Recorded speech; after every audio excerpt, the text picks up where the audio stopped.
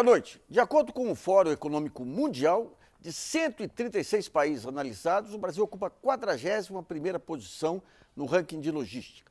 Para tentar melhorar esse quadro, no último dia 15, o governo federal anunciou em Brasília a primeira etapa do Programa de Investimentos em Logística, que irá aplicar 133 bilhões de reais em reformas e construções de ferrovias e rodovias federais através de concessões. Em pronunciamento, a presidente Dilma Rousseff disse que os investimentos iniciais serão direcionados para 9 trechos de rodovia e 12 de ferrovia. Os investimentos em aeroportos e portos devem ser anunciados ainda essa semana. O objetivo do programa é aumentar a escala dos investimentos públicos e privados em infraestrutura de transportes. O pacote ainda criou a Empresa de Planejamento e Logística, a EPL, que será responsável pelo planejamento e desenvolvimento na prestação de serviços e pesquisas na área. A EPL ainda ficará responsável pelo financiamento do trem de alta velocidade.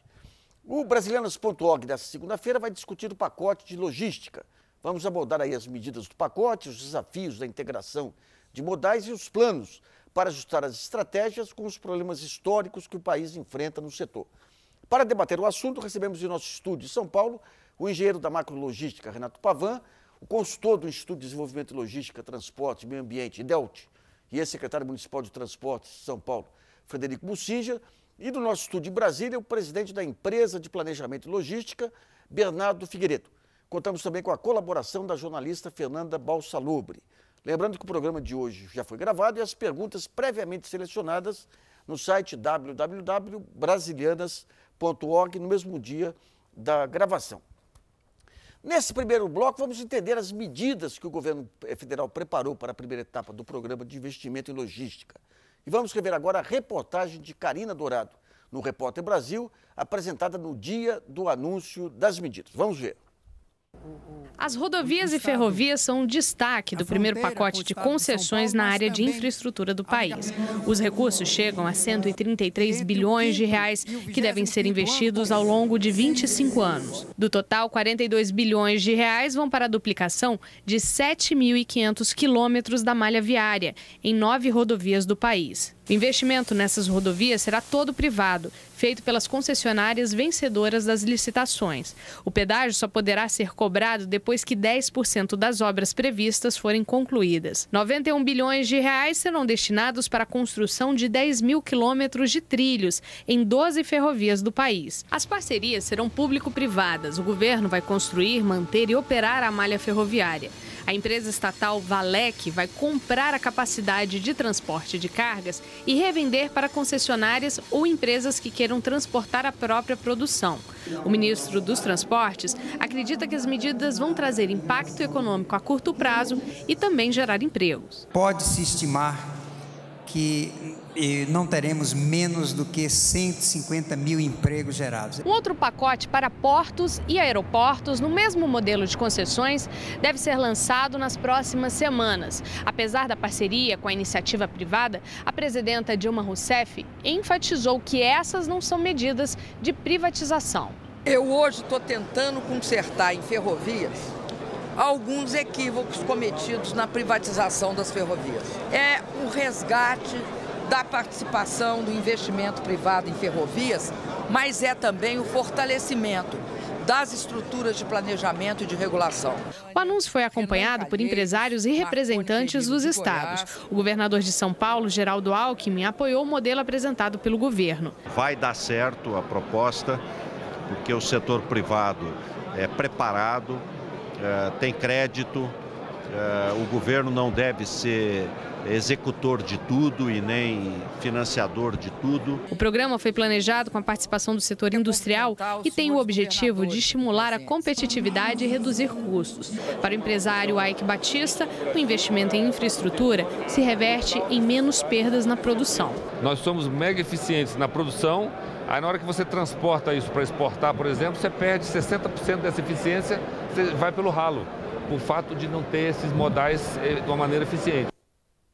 Bom, vamos primeiro entender um pouquinho as principais obras apresentadas, os principais projetos oferecidos aí. Primeiro com o engenheiro Renato Pavan, que já andou fazendo alguns estudos aí de integração logística no norte e algumas regiões aí. Pavan, o que se salientaria de positivo no projeto e de debilidade no projeto? Bom, primeiro eu queria dar boa noite aos telespectadores, agradecer essa oportunidade de estar num programa que realmente lidera aí a opinião, principalmente em relação às causas econômicas, e essa é bastante importante. O que eu vejo são vários aspectos. O primeiro aspecto é de uma importância para mim fundamental, que é a criação da EPL, da Empresa de Planejamento e Logística. Porque quando foi extinto o GEIPOT, não se viabilizou. Vou só explicar para os telespectadores o que foi o GEIPOT. Eu digo, explicar para os telespectadores o que foi o GEIPOT. Tá bom. Não, você explicar. Tá. Não, pode. Então, o GEIPOT, né, era um grupo executivo que cuidava do planejamento de todo o sistema de transporte.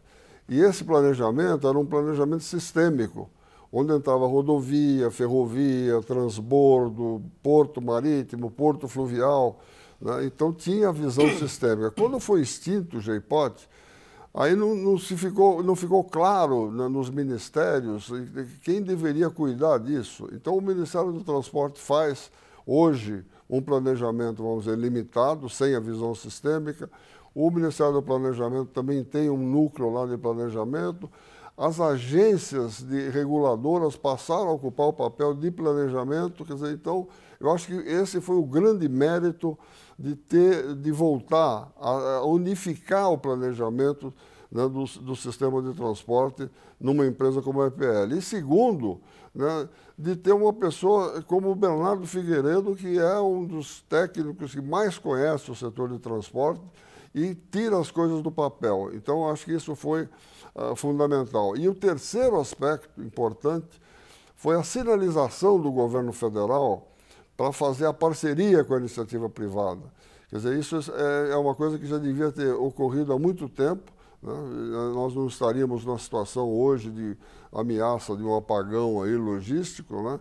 Então, acho que essa foi a terceira, né? E, finalmente, as obras, eu acho que elas ainda vão precisar ser estudadas, vai ter que ter estudo de viabilidade econômica e financeira. Quer dizer que não é garantido que essas obras vão encontrar interessados, todas elas vão encontrar interessados na ponta.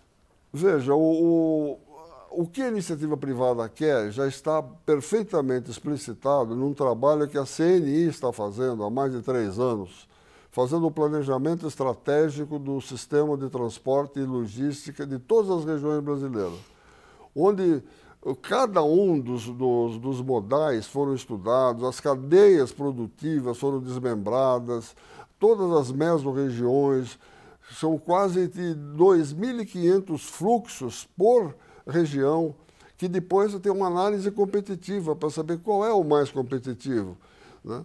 E, em seguida, ver também qual é o impacto ambiental que eles provocam. E aí isso tem uma matriz de consistência que escolhe os eixos mais viáveis, e em cada eixo tem todas as obras necessárias para o produto sair da origem até seu destino final no Brasil e no exterior. E essas obras não são necessariamente essas que foram anunciadas? Essas obras que foram anunciadas para concessão, elas se encaixam nesse desenho, não? Então, veja, o Norte Competitivo não tem nenhuma obra aí prevista no Norte Competitivo. No entanto, é um projeto, né, de 30 bilhões, onde 70% é investimento privado, né? Então, o que precisa é o governo complementar. Então, a iniciativa privada faz a ferrovia, mas o governo federal faz a hidrovia. E outra coisa que não aparece nesse pacote é a hidrovia, quer dizer, que é um sistema mais adequado, menos poluente, quer dizer, não entrou no sistema logístico, porque o que está se vendo são pedaços de obra e não um sistema de transporte da origem até o final. Bom, já que entramos na questão da EPL, o Bucinja tem uma visão aí do decreto da EPL que mostra algumas restrições aí para a atuação dela, né? Boa noite aos telespectadores, o Nassif, o Pavan e o Bernardo, que já está conosco, que eu quero saudar. desejar a ele muito boa sorte, que Deus o abençoe. Eu acho que está em muito boas mãos e eu acho que talvez seja a principal coisa do pacote, que além do técnico, é um executivo competente e uma coisa muito importante que eu acho na administração, que é um cara bem humorado. Eu acho que na administração pública isso é essencial, não perder nem a esperança nem o bom humor, porque vai precisar muito nisso aí. Mas a questão que eu havia levantado em relação às obras que estão aí, eu diria, nós podemos até discutir a hierarquia delas, a prioridade, mas eu acho que ninguém vai dizer que nenhuma delas é importante. É importante ou é irrelevante? Não, é importante. Ah, todas elas são importantes? Todas elas são importantes, Tá. todas elas são necessárias. Existem outras mais, mas eu diria, não há nenhuma restrição em relação a essa, talvez devêssemos aí hierarquizar. Mas a questão que eu levanto é da forma da execuibilidade disso, né? Como nós tirarmos do papel, que eu acho, e aí tem aí uma nuance em relação ao que o Pavão coloca, eu acho que o nosso problema não é de planos. Além dos planos que ele mencionou, feitos pela iniciativa privada, eu digo o que não falta em Brasília é plano. Existe o PNLT na sua segunda e já em terceira versão, PNLT, qual é? Plano Nacional de Logística e Transporte, Plano Nacional de Logística Portuária, Plano Geral de Autódromos, agora vem o hidroviário. Portanto, nós não temos problema de planos. O nosso problema é como transformar planos em realidade. Aí nós temos dificuldade. O que tem de novo nesse processo, e está aí colocado, é a empresa, né, que já está indicado o Bernardo. Mas a dúvida que eu tive, aliás, é importante até que talvez ele possa esclarecer, é o seguinte, o mecanismo que foi utilizado foi de uma medida provisória que modifica a lei da empresa do trem de alta velocidade. Portanto, ela modifica trechos de lá. E a minha leitura, pode ser que eu esteja enganado, é de que naquilo que diz respeito ao trem de alta velocidade, ela tem funções executivas propriamente. E aí é, inclusive, bastante detalhada em execução de obra, fiscalização. No que diz respeito ao planejamento, é genérico. Eu vejo aqui no artigo 3º que fala que a EPL tem por objeto prestar serviços na área de estudos, planejamento e tal. Ou seja, eu não consegui ver onde é que está a competência para que ela seja, afinal, a planejadora. E, além do mais, as outras competências nos outros ministérios, aparentemente, também não foram eliminadas. Então, eu acho que essa é uma questão que precisaria ser esclarecida, afinal, como efetivamente se dá o planejamento. E, no outro aspecto, na execução, eu acho que aí é o gargalo que nós temos, e não é só nessas obras, nós temos problemas de execução, Brasil afora, governo federal, estaduais, municipais, eu acho que esse é o calcanhar de Aquiles do Brasil. Tá. Bom, vamos apresentar o Bernardo Figueiredo. Boa noite, Bernardo. Qual que vai ser o desenho, digamos, dentro do governo federal para tocar esse plano e qual vai ser especificamente o papel da EPL? Nassif, Renato Pavão, Frederico Bussinja, prazer estar com vocês aqui. A EPL ela vai funcionar como uma instância de apoio aos órgãos executivos. Eu escutei os comentários do Renato Pavão e do Frederico Bussinja, assim, ela efetivamente ela não tem uma função executiva.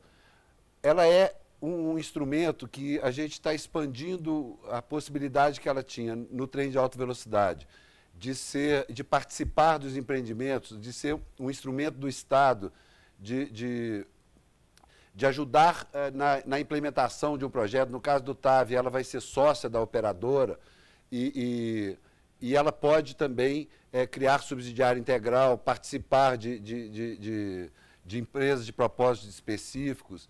Então, ela pode ser um instrumento que vai além da função planejadora.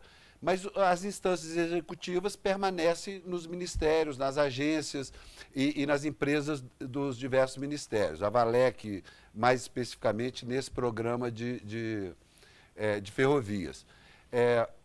Nessa primeira etapa, a EPL vai cuidar de garantir que a execução se dê nos prazos que estão definidos e fazer o controle de qualidade dos projetos.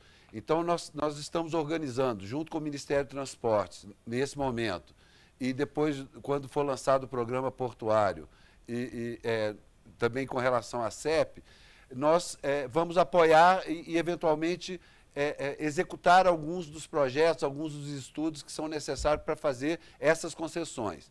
Eu queria só comentar a respeito do que o Pavan colocou no início, que as hidrovias estão fora, porque nós ainda não conseguimos conceber um modelo de concessão das hidrovias. E nesse programa nós estamos falando estritamente dos investimentos utilizando o instrumento da concessão. E talvez isso não seja aplicável à hidrovia, mas é um assunto que a gente também está estudando.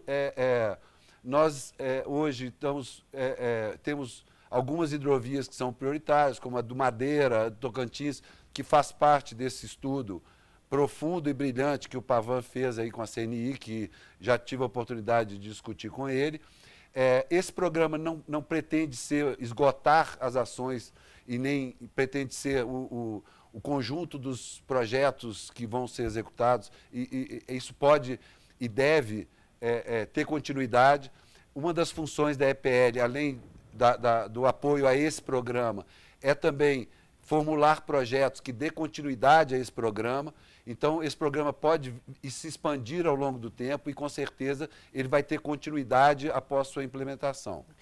Bernardo, aproveitando, esse ponto que o Pavan coloca da dispersão de centros de decisão, cada qual pensando de forma isolada, de que maneira que está sendo tratado isso no âmbito do governo? Bom, agora com a EPL vai ter essa função de integrar todas as ações nas áreas de logística.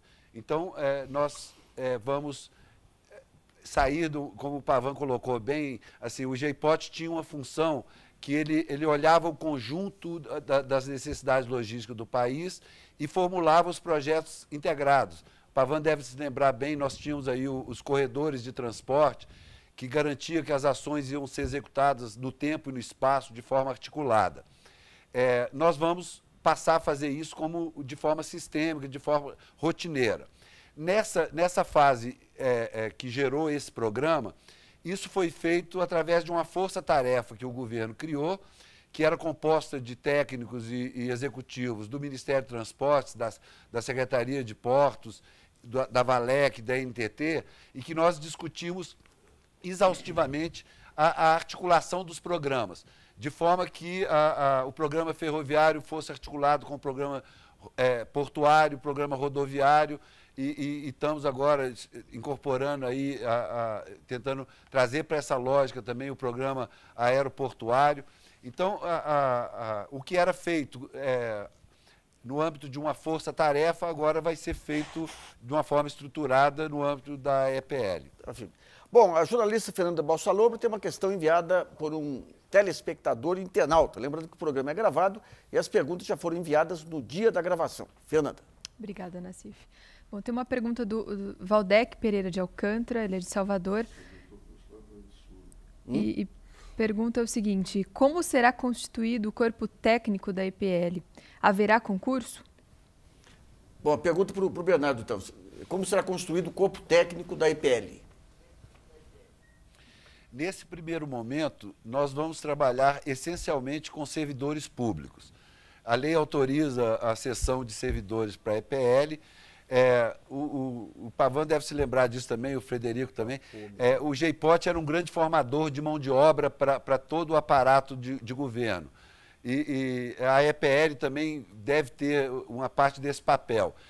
E nós vamos selecionar servidores e formar o corpo, o embrião da EPL, esse núcleo inicial que vai começar os trabalhos e vai formular a trajetória estratégica que a EPL vai ter, vai ser formado essencialmente por servidores. Nós vamos também buscar no mercado profissionais capazes que atendam ao perfil que nós precisamos e vamos sim fazer concurso.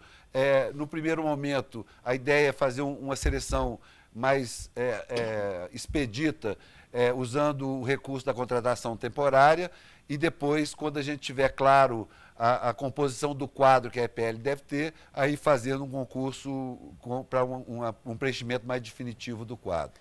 Bom, nós vamos fazer um intervalo e voltamos daqui a pouquinho.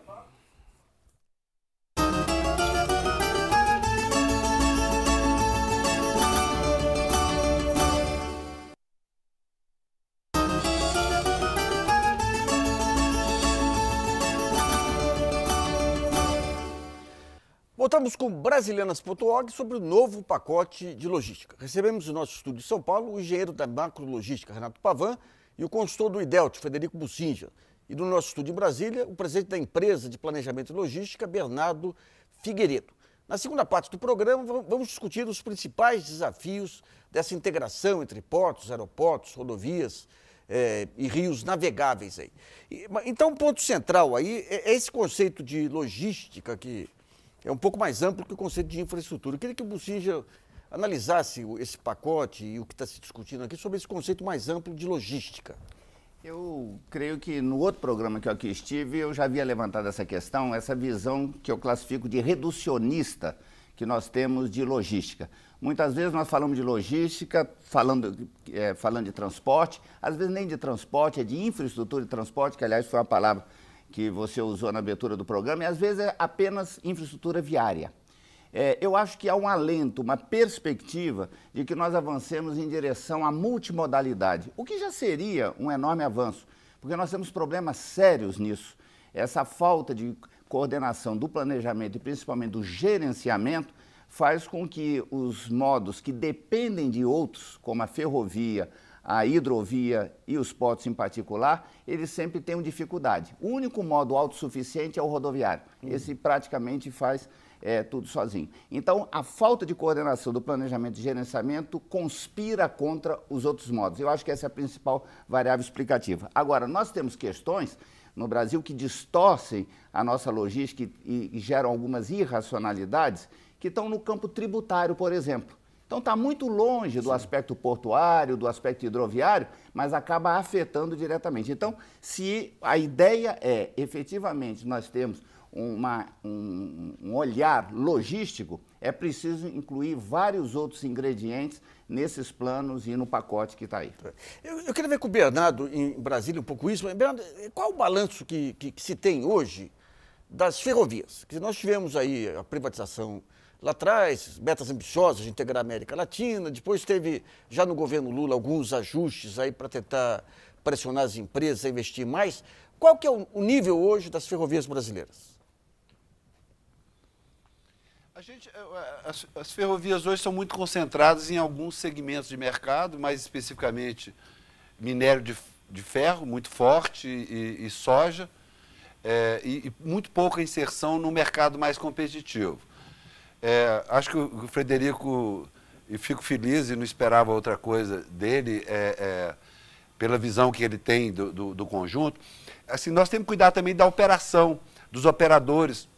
Nós temos o sistema rodoviário com a frota de idade média de 18 anos, motorista dirigindo 19 horas por dia, com excesso de peso no caminhão. Então, assim, isso não pode ser considerado, e não é infraestrutura, e não é via, é operação, né? E não pode ser considerado um ambiente sustentável de longo prazo. Nas ferrovias, nós temos alguma coisa parecida. Nós temos uma frota muito antiga, nós temos uma malha que é subutilizada, e é subutilizada não é só por falta de vontade das operadoras, mas porque são trechos construídos há mais de 100 anos, com um perfil absolutamente desatualizado. E nós tínhamos problemas sérios na relação monopolista dos operadores com o mercado, que levava a uma prática de fretes muito altos, que não eram compatíveis com os custos ferroviários. Eu falo muito, quando a gente constrói uma ferrovia, é para reduzir custos de transporte. Se nós não tivermos um mecanismo de que essa redução de custos chega ao setor produtivo, não gera nenhum benefício a construção de uma ferrovia para determinada região. Então, nesse programa agora, a gente trouxe um ingrediente novo, que é um novo modelo para as ferrovias, que a gente acha que vai resolver os problemas que a gente vem observando na operação ferroviária hoje no país. Então, esse modelo novo é permitir que várias empresas trafeguem aí pelos trilhos, né? Na sua opinião, isso vai criar novos tipos de empresa ou vai simplesmente melhorar a condição desses operadores logísticos já existentes? A expectativa nossa é que isso traga, primeiro, para a ferrovia um ambiente competitivo. Nós vamos ter disputa pela prestação de serviço no sistema ferroviário.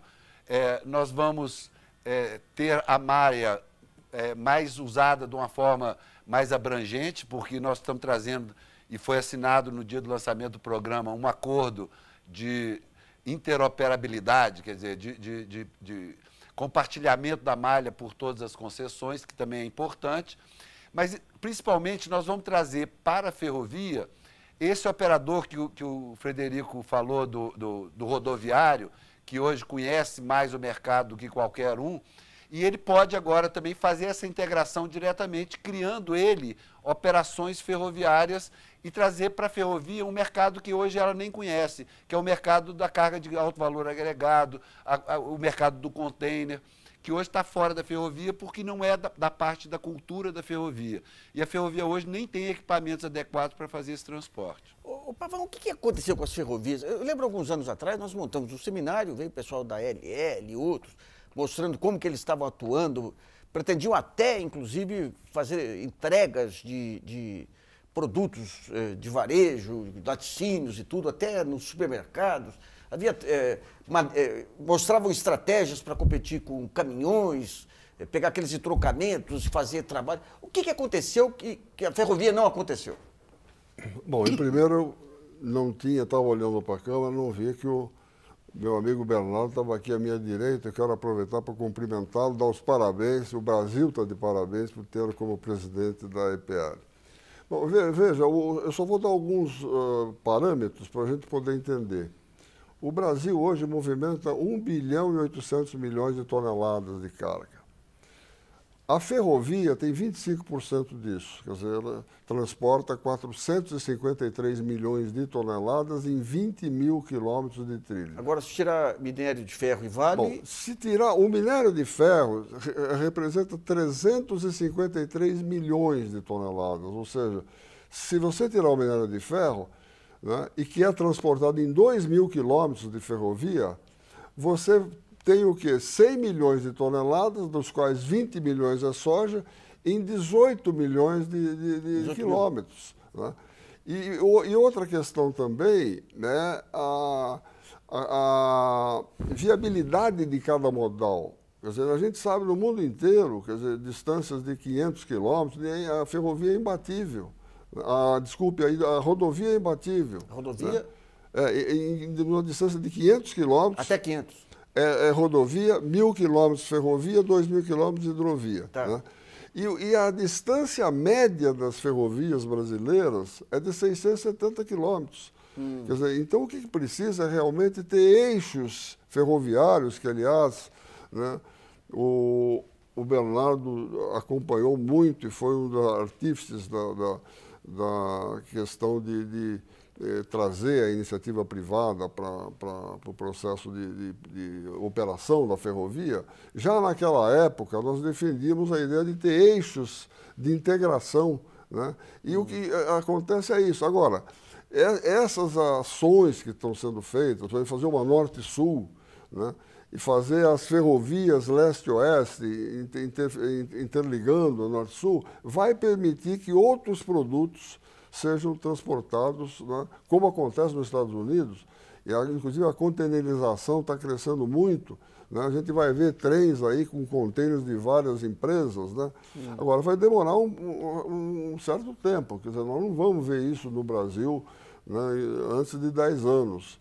Então eu acho que é importantíssimo, né, inclusive toda a iniciativa privada, todos devem fazer com que o Congresso aprove a EPL como uma empresa, né, de planejamento logístico integrada, como diz o Dr. Eliezer, door-to-door integrated logistics, quer dizer, da origem do produto até o cliente final. E aí quem alimenta a ferrovia é a rodovia e quem tira na outra ponta também é a rodovia. Então o sistema integrado, com todos os custos de transbordo, de preço de modal, formam a logística que vem do Logisticos, né? Aquele que sabe calcular racionalmente. Então, a questão logística é custo. Bom, vamos a mais uma pergunta que a Fernanda selecionou dos telespectadores. Lembrando que o programa é gravado hoje, as perguntas já foram enviadas aí por e-mail e pelo nosso site no dia da gravação. Tá, a pergunta é do Ricardo Sátio, ele pergunta para o senhor Bernardo. Considerando que os investimentos desse pacote estão distribuídos em boa parte do território nacional, como a EPL lidará com a guerra e a degradação fiscal que esse desenvolvimento competitivo poderá causar? Há previsão de controle do investimento em regiões que provoquem deliberadamente diminuição da arrecadação, principalmente considerando o impacto da diminuição do montante da doação orçamentária que está vinculada à arrecadação dos impostos, como para a educação, a saúde e segurança? Ou essa responsabilidade ou irresponsabilidade não diz respeito à empresa? Bom, Bernardo.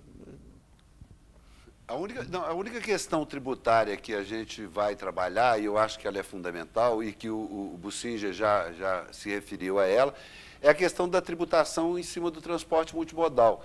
Um dos fatores importantes que inibem as operações intermodais, a combinação do rodovia com ferrovia, com transporte marítimo, é que você tem uma tributação em cadeia que acaba inviabilizando essas operações.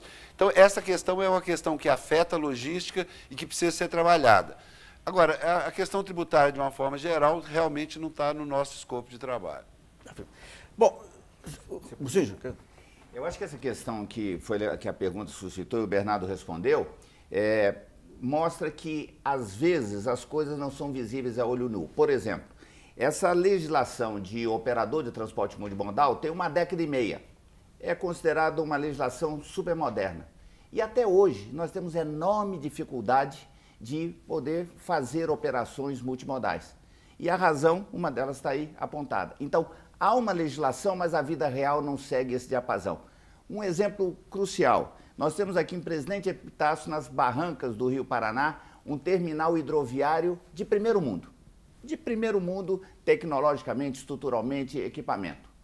E chega lá a ferrovia, dentro do terminal. É tudo que se desejava. É tudo que se desejava. Quanto que movimenta na integração hidrovia-ferrovia? Zero. E suprema ironia, o embarque dos caminhões hoje é feito dentro desse terminal hidroviário ferroviário. E qual a razão? A busca da solução para isso tem muitas outras variáveis que estão muito longe dessa estrutura, das vias, dos investimentos e tal. No caso, lá, uma coisa que ficou na inteirinha da resposta do Bernardo é de que, na verdade, os fretes, eles são feitos uns relativos aos outros. Ou seja, na verdade, eu dou um desconto de 5%, 10% e eu atraso. Então, o transporte rodoviário, ele sempre terá a condição de botar um pouquinho ali abaixo.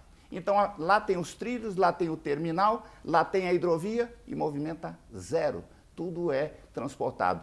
Lá do Rio Paraná, 700 quilômetros até o Porto de Santos de caminhão. Essa é a questão que nós precisamos enfrentar. A solução qual é? Eu não entendi ainda o problema e a solução. Veja, eu acho que essa integração no planejamento e no gerenciamento, ela é crucial. Ou seja, isso nós não temos. O planejamento, eu espero que com a EPL, apesar das dúvidas que eu levantei em relação à medida provisória, ela consiga enfrentar isso, apesar de que o Plano Nacional de Logística e Transporte também já falava disso, mas transformar isso na prática depende de uma ação gerencial em relação a isso. E depende também da viabilização, muitas vezes, de estruturas adequadas. Por exemplo, São Paulo, a região metropolitana de São Paulo, tem o privilégio de ter uma malha ferroviária de uns 250 quilômetros, cortando de norte a sul, leste a oeste. Mas se não houver, ao lado da orla ferroviária, espaços para se ter terminais e plataformas logísticas, eu não consigo fazer um embarque e desembarque. É a mesma coisa da hidrovia. Então, eu vou ver o trem passar e não consigo embarcar ou desembarcar. Eu vou ver a embarcação passar na hidrovia e não consigo chegar no rio. Então, essa conjunção do plano e da gestão, ela é crucial e isso no Brasil nós estamos engatinhando. Bom, vamos a mais um intervalo e Brasilianas.org volta já.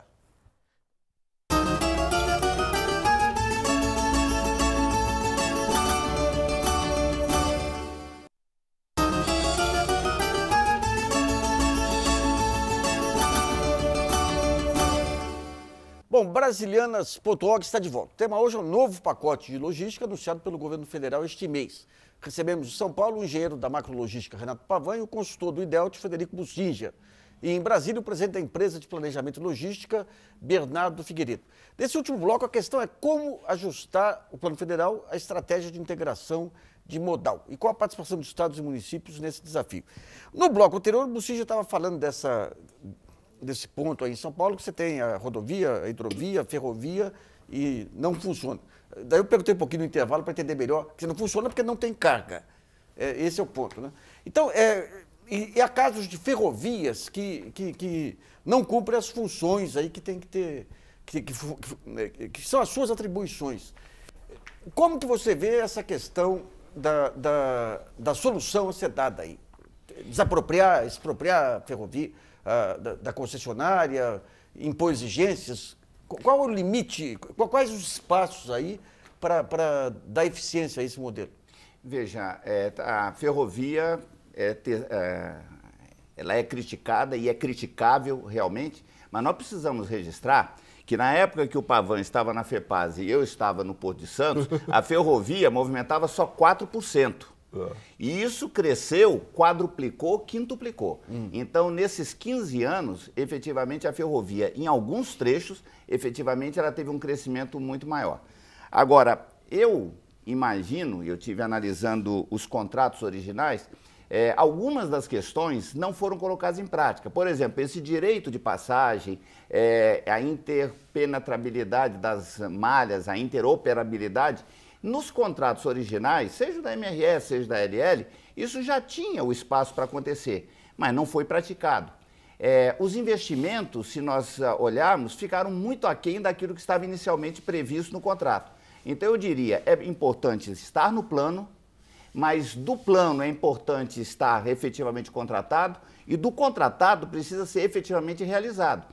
Então, o exemplo que estava dando aqui no intervalo da integração em Pederneira, que a LL não tem capacidade para operar e por isso passou para a MRS, na verdade, e isso eu diria não tem a capacidade porque não fez todos os investimentos que devia e podia fazer.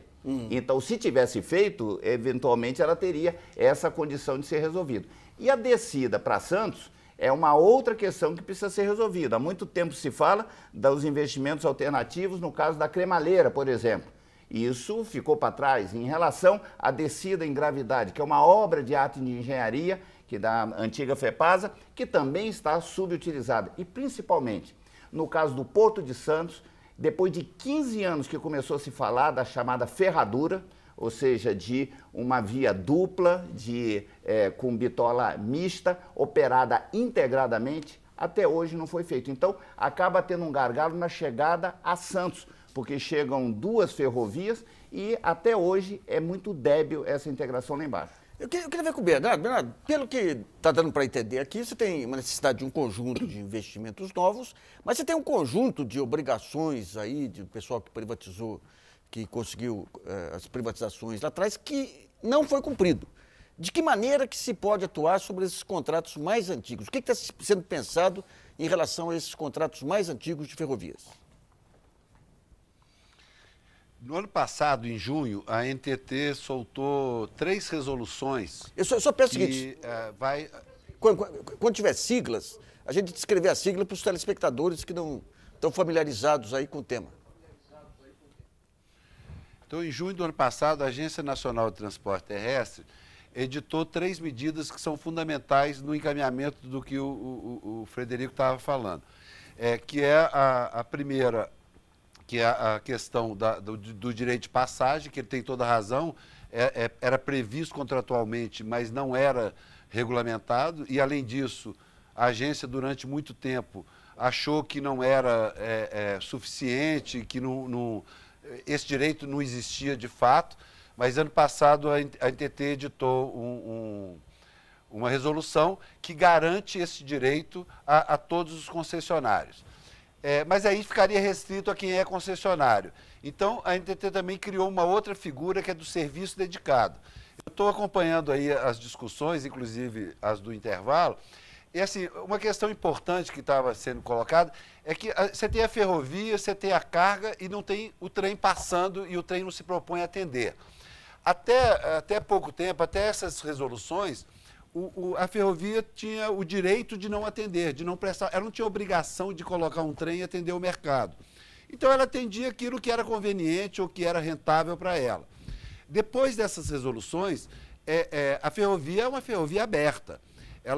O usuário, o cliente de grande proporção, pode criar o seu próprio trem, o seu próprio transporte dedicado a ele. Então, isso foi uma abertura. Mas agora nós avançamos mais, nós criamos a figura do operador independente, que qualquer operador logístico pode se habilitar a prestar o serviço de transporte ferroviário circulando nas linhas que estão concedidas.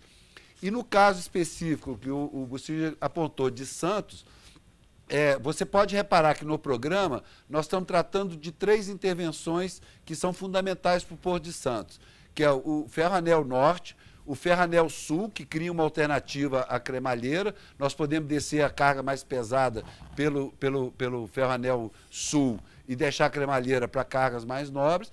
E nós vamos tratar também da ferradura lá em Santos, do acesso a Santos. Então, todo esse sistema, isso já está conversado com as concessionárias, esses trechos vêm para um novo processo de concessão. E nessa concessão, nós vamos ter um operador da via. Vai ser uma via aberta a quem quiser operar, quem quiser circular trens. E vão ser feitos todos os investimentos que tragam essas ferrovias para o patamar que o país precisa. É um absurdo o Porto de Santos não ter uma infraestrutura adequada de ferrovia para acessá-lo. Ô, Pavano, nos próximos dias aí vão ser anunciados aí os portos também. Qual a sua expectativa em relação aos portos? O que se tem hoje de desenho das novas concessões já permitem estimar o que vai ser o potencial de cada um dos portos a serem licitados aí? Se você me permite, eu gostaria de fazer um convite a vocês. Dia 28 vai ser lançado o Sul Competitivo pela CNI lá em Brasília. Vocês devem ter recebido o convite. O Bernardo também. Eu queria pedir ao Bernardo, quer dizer, eu acho que a presença dele vai ser muito importante lá no dia 28 na CNI. Contamos com a sua presença, viu, Bernardo? Bom, veja, a questão portuária, né, é um problema seríssimo. Né? Eu queria só falar algumas questões um pouco que foi tratado anteriormente, que é a questão das malhas ferroviárias. As malhas ferroviárias, nós não concordamos na época com a forma como que foi privatizada ou foi desestatizada a ferrovia, né? Porque foram pedaços de ferrovia que hoje está custando uma fortuna para interligar. Nós queríamos que fossem eixos de transporte que integrasse o país, né? E, inclusive, a própria Norte-Sul também estava embutida nisso. Então, o que aconteceu? Privatizaram com a via de transporte para coisa que era de 100 anos atrás, que transportava charque, boi em pé, café, madeira. E essa é a mesma ferrovia que nós temos hoje. Então, tem trechos que não tem nada a ver mais, tem que jogar fora e fazer o novo, né, como está sendo feito agora. Né? Então, esse é um problema também, né, de como na privatização foi feito por superintendências, os concessionários ficaram com muitas vias e aí eles se concentram naquela que é mais viável. Então, a LL, por exemplo, pega lá no Mato Grosso, traz para São Paulo e ela já vem lotada de lá, não pega mais cargas. Né? Então, aí a necessidade dessa medida que foi tomada, e isso foi tomado pelo Bernardo na época da NTT, que é separar o operador de via e o operador de transporte. Então, isso é muito importante. Mas deixa eu entender uma coisa, só para entender a lógica da ferrovia. Você falou, a LL pega a carga lá e já vem lotado. Mas se você tem uma via de trem, você pode ter... Qual a capacidade que você tem em uma via de trem para colocar várias locomotivas e vários vagões? Porque Veja, o problema a capacidade da ferrovia, né, evidentemente ela tem um sentido, né, de exportação, de importação, ou de origem-destino e destino-origem. Né? Então, essa é a primeira questão. A capacidade é dada na medida que você vai criando pátios de passagem. Quer dizer, eu dou preferência, por exemplo, à LL. A soja do Mato Grosso vou direto para Santos. O trem que volta vazio, ele tem que, na hora que esse trem carregado está passando, você tem que ter pátios. A Carajás, por exemplo, que vai para quase 200 milhões de toneladas, vai duplicar a via. Então vai ter uma que vai e outra que volta. A Serra de Santos, ela tem 2 vias, né? O que precisa, isso eu quero parabenizar o Bernardo novamente, é rever a questão da Baixada Santista, que foi a maior briga nossa na época, né? Porque aquilo criou um cartório ferroviário onde você tinha um direito de passagem instituído. Hoje, então aí nós queríamos vender a ideia do Open Access, quer dizer, todos podem entrar, tem alguém que controla e isso melhora muito a eficiência do porto, né, e faz com que a ferrovia tenha uma participação maior. Mas como no Brasil as coisas óbvias são lentas também, Pavão? Vamos a outra pergunta selecionada pela jornalista Fernanda Balsalobre. Fernanda. Bom, a pergunta é da Vera e ela quer saber. Pensando em Copa e no aumento progressivo de visitantes que naturalmente deveremos receber nos próximos anos, gostaria de saber se estes aspectos estão sendo pensados no projeto, quer seja para execução do governo federal, diretamente, ou pela iniciativa privada contratada ou consignada. Este tipo de alinhamento com outros ministérios está sendo pensado?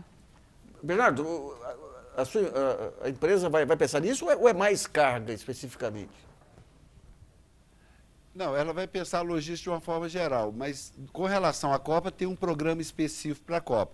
O que vai ser tratado nesses programas, eventualmente, é a questão dos portos de receber navios turísticos, que isso está se discutindo, mas o programa da Copa é um programa específico e dirigido para a Copa e para a Olimpíada.